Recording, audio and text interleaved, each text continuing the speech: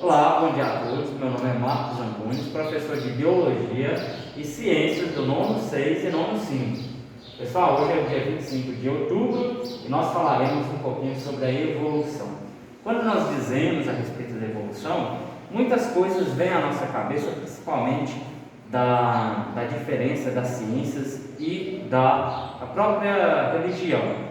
Então, nós dizemos o seguinte numa frase muito importante, que é o seguinte: a ciência, para quem conhece, consegue identificar o que a religião quer dizer. Então, quem diz que quem tem mais ciência, que não acredita na religião, na verdade é o contrário. Quem tem a ciência, na verdade, é aquela que acredita na religião. E a oposição disso é o que entra na controvérsia, né? Então, nós dizemos aqui a respeito da evolução que são características, são essas mudanças, características hereditárias de uma população, de seres vivos de uma geração a outra.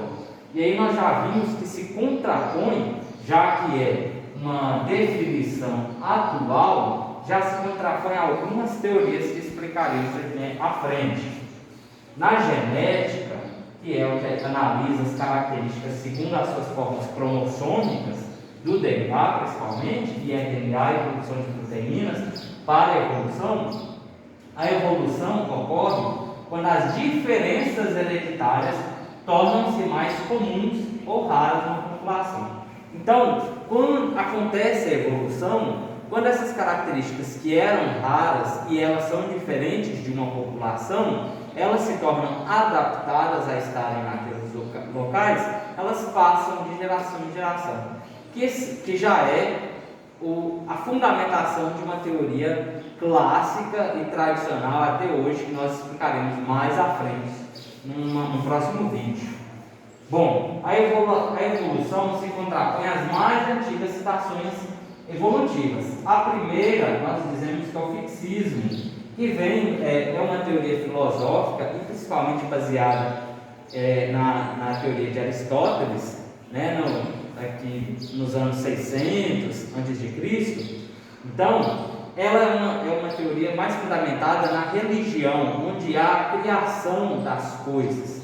Então, todas as espécies foram criadas por um poder divino e permaneceriam assim imutáveis, sem mutação, por toda a sua existência. O que quer dizer isso? Ou seja, a partir do momento que um ser divino criou alguma coisa, ou uma espécie, ou um organismo, enfim, esse organismo, desde que ele foi criado até hoje, ele permaneceria do jeito que ele é. Não apresentaria nenhum tipo de evolução, ou seja, imutável, não apresentaria essa evolução.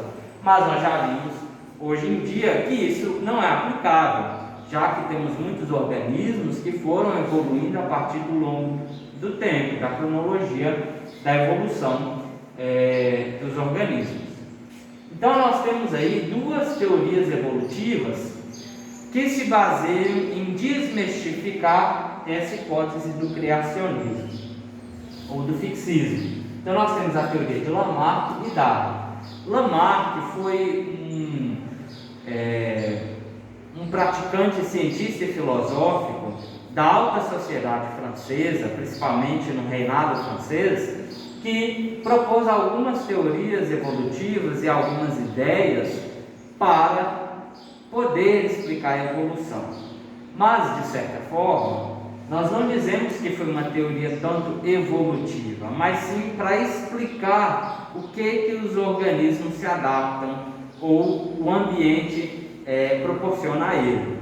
Então, Jean-Baptiste Lamarck foi um naturalista francês e foi o primeiro a propor uma síntese da teoria da evolução. Por que essas teorias não eram tão faladas antigamente? A Igreja Católica se opunha muito a essas teorias evolutivas porque o criacionismo, o fixismo, era uma base fundamental para a explicação da evolução. Então, o que ele falou? Ele sustentou a progressão dos organismos era guiada pelo ambiente. Então, se o ambiente sofre modificações, os organismos procuram adaptar-se a ele. Então, os indivíduos ou as espécies se adaptam ao ambiente.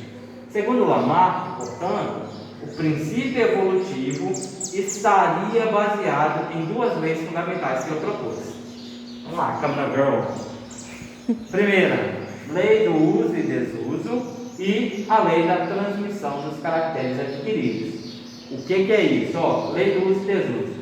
No processo de adaptação ao meio, o uso de uma determinada parte do corpo, do organismo, faz com que elas se desenvolvam e o desuso faz com que eles se atrofiem. Por exemplo,